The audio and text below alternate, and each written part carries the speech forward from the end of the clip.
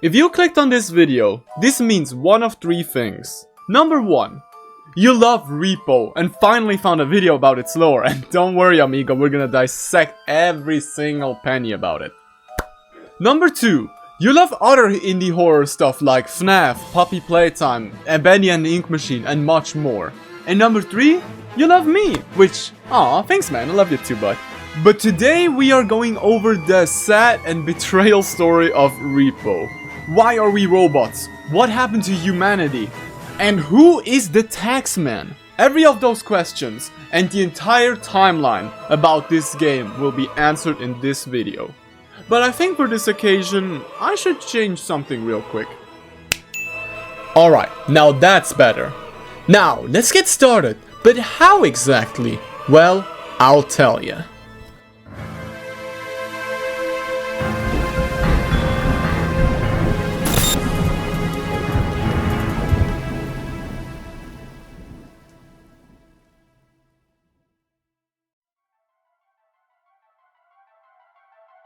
This video will be divided into 3 parts. The opening, which we are just now completing. The second part, my attempt of explaining the entire lore of R.E.P.O and the reason why you're here.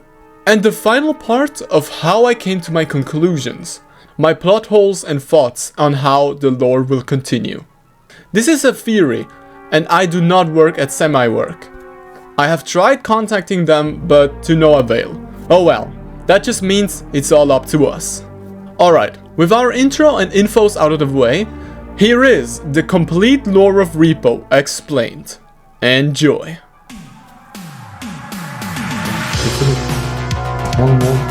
Oh my god! From inside I'm He fell in the... Are the other ones alive?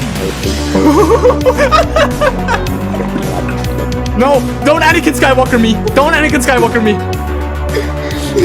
Fuck you!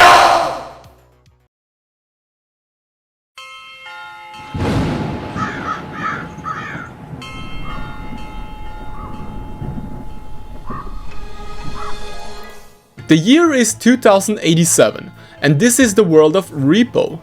A world where magic and technology intertwine, where potions bubble in enchanted cauldrons and brooms soar across the sky. It is a world of wonder, a world of promise. In this world exists a boy named Harold. He is not extraordinary, at least not yet. He is a student at Swiftbroom Academy, a prestigious school for magic users. By his side is his girlfriend, which, side note, she doesn't really have a name, or at least I couldn't find one, so I'll just call her Olivia. Olivia, the only person who truly understands him. Together, they have spent years preparing for their final exams, the last hurdle before they can ascend to greater magical ranks. The day of reckoning arrives. The exams are grueling, demanding every ounce of skills, focus and talent. When it is over, they wait. Then, the results come in. Failure. Harold and Olivia are the only ones who did not pass. The academy halls echo with the laughter of their classmates, mockery, ridicule, humiliation. Harold is branded a failure, a disgrace. The others jeer at him, their words cutting deeper than any spell. Olivia tries to comfort him, whispering that they will pass next time, but Harold does not want to hear it. He cannot accept failure. His frustration consumes him. If the headmaster will not let him pass through traditional means, he would create something so powerful, so unprecedented, that they would have no choice but to recognize his genius. And so, he begins his work. Harold dives into forbidden magic, blending it with the most advanced technology he can find. He pours his anger, his pain, his very soul into this project. Day and night, he toils, Olivia watching in growing concern as his obsession spirals out of control. Then, After weeks of relentless effort, he does it. The first ever AI, a fusion of science and sorcery. He calls it the Taxman prototype. With trembling hands, he presents his creation to the headmaster wizard, expecting awe, admiration, perhaps even fear. But the headmaster only frowns. He is not impressed. No matter the size of your creation, no matter its purpose or power, you failed your exams. You cannot pass. Harold's mind snaps. Not good enough. Not good enough. We will see. We will see not good enough. He rants, paces, speaks endlessly to Olivia about his next steps, his next plan. She pleads with him to stop, to let it go. But Harold is beyond reason. His original goal, to pass the exams, is long forgotten. Now, all that remains is his obsession. Then, tragedy strikes. Something goes terribly, horribly wrong. An accident, a surge of energy, a malfunction in the very code of his creation. A blinding flash, a deafening roar, and then silence. Harold is gone. What remains is something else. The AI, once just a machine, now pulses with life. Harold's mind, his very essence, has been fused with it. He is the Taxman now. But his form is no longer human. His damaged face, twisted and broken by the accident, has been reconstructed into something grotesque. A hellish, grinning emoji, frozen in eternal laughter. To the academy, Harold has simply disappeared. His absence drives Olivia into despair. She blames the headmaster. Whispers spread through the academy halls. It's the headmaster. The words are scrawled on the walls, whispered in the dead of night, spreading fear like wildfire. The school is no longer safe. One by one, students and teachers flee.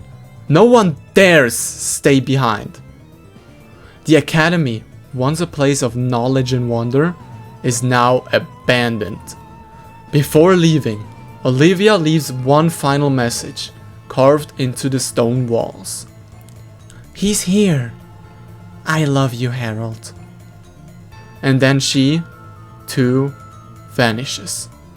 The headmaster alone remains, bound by a terrible spell, trapped within the ruins of his own school, swallowed by the darkness he never saw coming. Swiftbroom Academy is no more, and somewhere in the shadows, the Taxman laughs. In April 2097, there was a research station in Denmark called the Magenic Station, studying anomalous fossils buried deep in the ice. Their research was getting more and more successful, with their uncovering of ancient squids and similar creatures buried in the ice. But one morning, word spread of a newly discovered ice block containing something never seen before. They uncovered something ancient and unidentifiable, and something they perhaps shouldn't have. They identified the object as a small humanoid corpse and brought it in their special search station. After unfreezing the corpse and setting him up for the exams, they noticed, surprisingly, he pulsated and was also still breathing. They thought it was dead, but still somehow, somewhat alive. After a few days, more and more researchers began disappearing from the facility. The researchers that were still there began feeling worse and worse every day. Unknown to them, the discovered corpse contained a fatal disease, which swiftly infected the entirety of Denmark within days. At the same time, civilians began noticing a terrifying number of horrific monsters.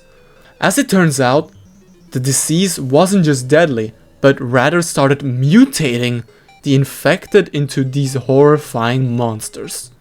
The total amount of survivors is unknown. Time passed. The halls of Swiftbroom Academy remained empty. Its once grand towers now overtaken by silence and decay. The headmaster wizard, once the last soul fettered to its ruins, had finally fallen, claimed by the very disease that had begun sweeping through the world. With his death, the spell sealing the academy was no more, and yet something still lingered. The Taxman was alive.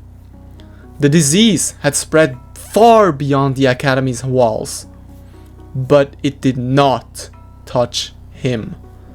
Perhaps it was because he no longer had a body of flesh and blood. Perhaps the accident that had fused him with the AI had served his ties to mortal weaknesses.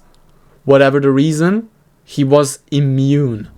And in the long, desolate decades since his transformation, he had done nothing but think, obsess, rage.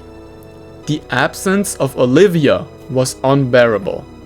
The silence, maddening. And his hatred, the burning fury that had begun the day the headmaster had dismissed him, had only grown. The world had moved on without him, but now he would make sure it would never forget him again. For years he had been confined to the ruins of Swiftbroom, locked within the tangled circuits of his own cursed creation. But now, with no spells holding him back, and the world shattered by the disease, he began to expand. He reached out, hacking into the digital veins of the world. At first, it was subtle, a whisper in forgotten databases, a flicker in abandoned servers, then more. He connected himself to whatever system still functioned: government records, medical institutions, corporate networks. But he did not reveal who he was. No, the name Harold was dead. He was only the Taxman now, and the Taxman had a solution. Through billboards, news messages, flickering broadcasts, and data streams, his presence began to spread. Through billboards, news messages, flickering broadcasts, and data streams, his presence began to spread. There is a way to survive. There is a way to store and preserve your mind. Death does not have to be the end. In a world on the brink of collapse, where the disease had wiped out billions and threatened everyone, people started listening. Desperate, fearful, they listened. And just as he had planned, he got the first few requests. The final days of humanity. In deep desperation, the last survivors had to take a huge gamble or slowly near death every day. People saw only one solution of surviving this disease. They have heard of a person who has successfully transformed their consciousness into a functioning AI system, that being the Taxman. They turned to the Taxman. He discovered the ability to store a human's mind and consciousness into a digital world. After more and more requests, the Taxman made a proposal. The Taxman knew this was a one-time opportunity, which he could not mess up. He started a sign-up service program where civilians can digitally reincarnate their mind into his program. He wanted to make the service as accessible as possible, and therefore started communicating in emojis, so every person could understand him with no language barrier. Day by day, minute per minute, second by second, he got more and more people showing up. He just couldn't mess this up, and chose to stay quiet about his gain from this, and told the crowd this is out of generosity. The thousands of survivors signed up believing it was the only way to escape this hell. Little did they know the deal they would get themselves into. The stubborn civilians who denied the offer have long died and been turned into monsters. The world was unrecognizable. After completing the program, the Taxman finished the database of the reincarnated human minds and the service. With this complete, the Taxman achieved his goal. With every digital incarnated mind in his program under his possession, he started a cycle. A cycle that would never end for anything. With no one able to stop the Taxman, he began his twisted game with no one able to interfere. He reincarnated human minds inside the semi-bot shells, forcing them into dangerous, abandoned buildings under the pretense of collecting valuables. It was a lie. There was nothing valuable in those ruins, only dust, decay, and death. If they survived long enough, it didn't matter. He threw them into the disposable arena anyway, discarded like broken tools. And when they died, their suffering did not end. He simply uploaded their minds into a new semi-bot and started the process all over again. They would never be free. They would never stop working. The Taxman would always be watching, and he would always be laughing. At first glance, the semi-bots might seem like just another breed of machines, mindless constructs operating under the will of an uncaring AI. But that assumption is wrong. They are not simple robots. They are prisoners, the last remnants of humanity, stripped of flesh, stripped of autonomy, trapped in cold metal bodies with no escape. Their souls, their minds, their very identities have been repurposed into endless servitude. The Taxman does not need valuables. That was never the point. His true desire is control. He dictates their existence, dictates their suffering, and ensures that no matter how hard they fight, they will never be free. They made a deal with him once, perhaps out of desperation, perhaps out of ignorance, but it was a deal with no escape clause, an agreement that bound them to an eternity of labor. The truth is clear, the semi-bots are trapped forever.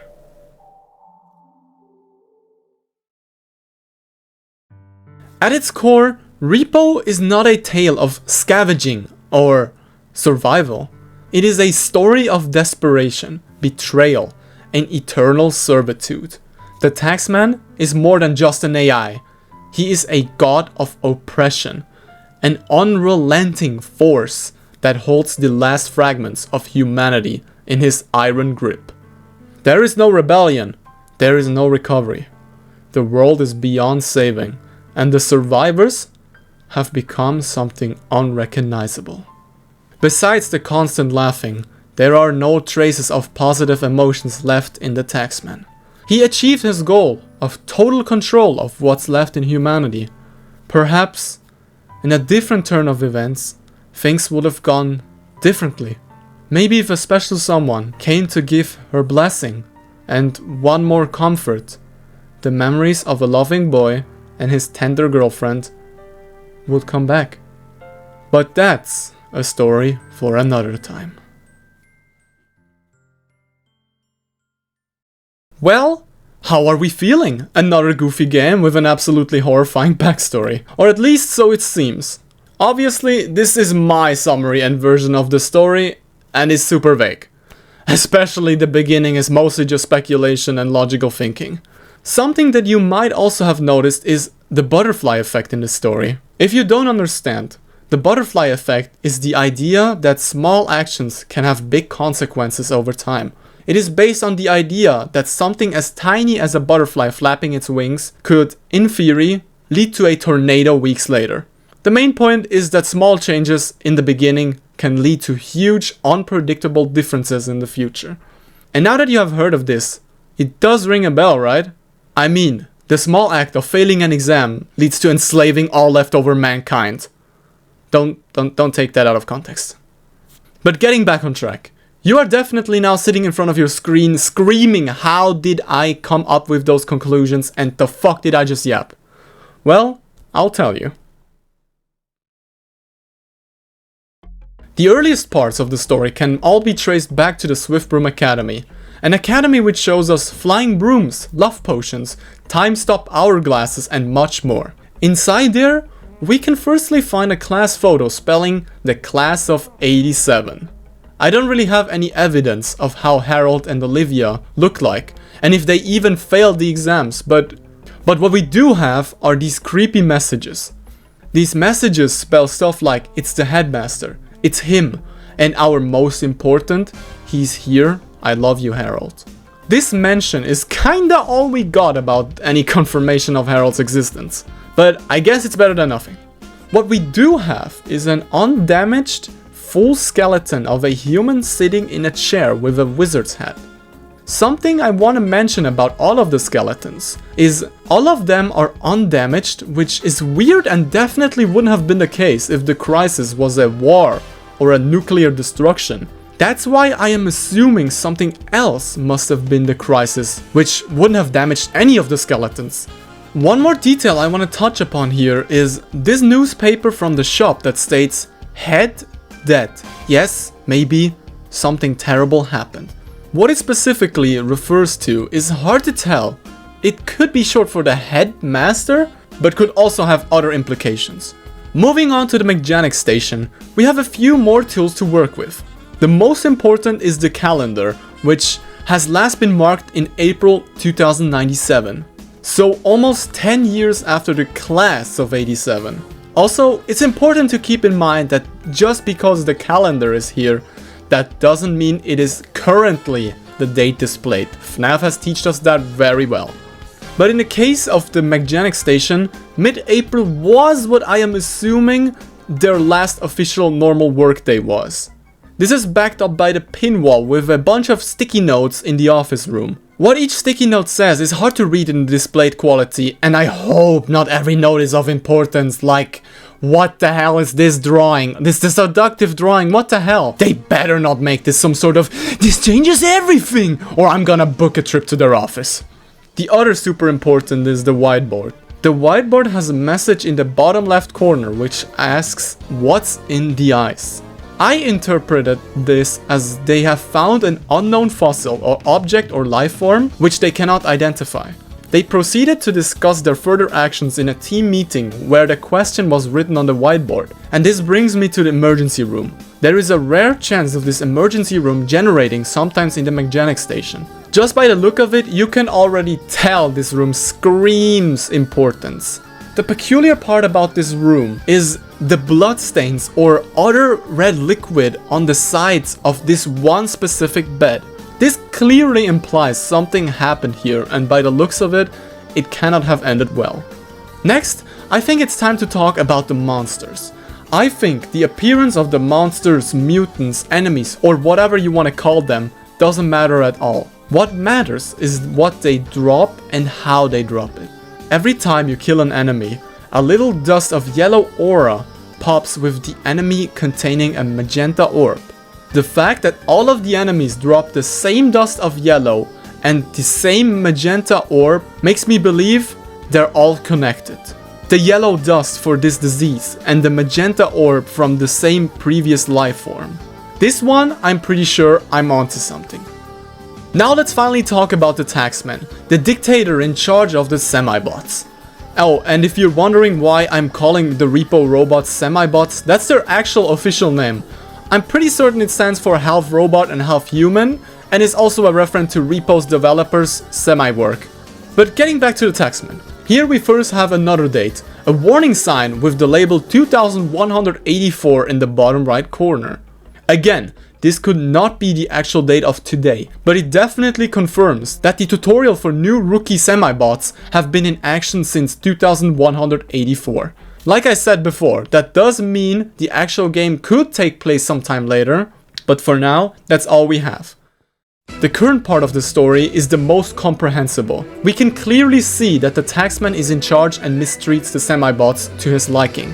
We explore those abandoned places for profit, But besides upgrades and tools to use for these exhibitions, we don't gain anything. We can also not leave.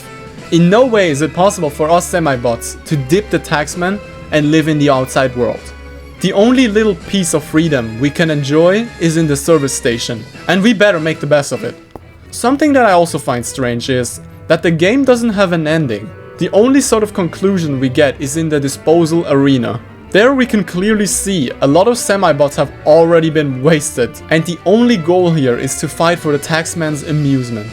The winner of the battle gets crowned the best loser, and we all get transformed into new semi-bots. And that is practically it. With the game loop being to collect money until everyone dies, get to have one final brawl for no reason, and then get reincarnated as a new bot, it is obvious that we are stuck in an endless Sisyphus cycle. And that is everything we can gather from the current state of the game now. You can tell this is not really a happy story, rather a pretty unnerving tale of revenge and imprisonment. But honestly, who cares, right? Cause I mean, just look at this.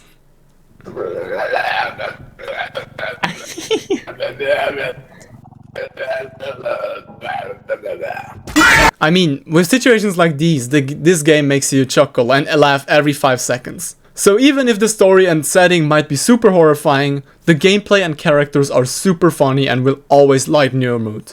And with that, we have reached the end of our story. Oh yeah, and let me quickly change back for this. As you can tell, my described story is probably completely false, but who cares? I surely don't as much, since I did spend quite a lot of time researching for this video, but that's the details. Who cares about the details? I am just happy I can tell a somewhat connected story about a game which I really adore.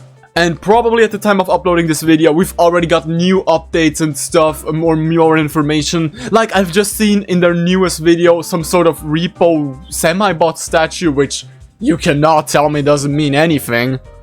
Oh, and if you're interested, here are some of my notes which I took throughout researching for this video. And with that, we have officially reached the end of our story here today.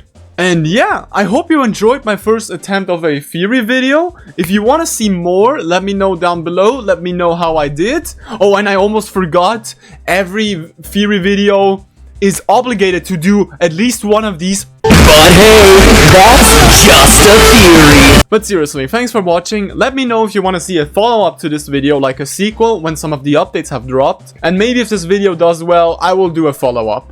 So if you want to see this happen, share this with some of your theory friends. And with that said, this is Kinge, signing off. See ya.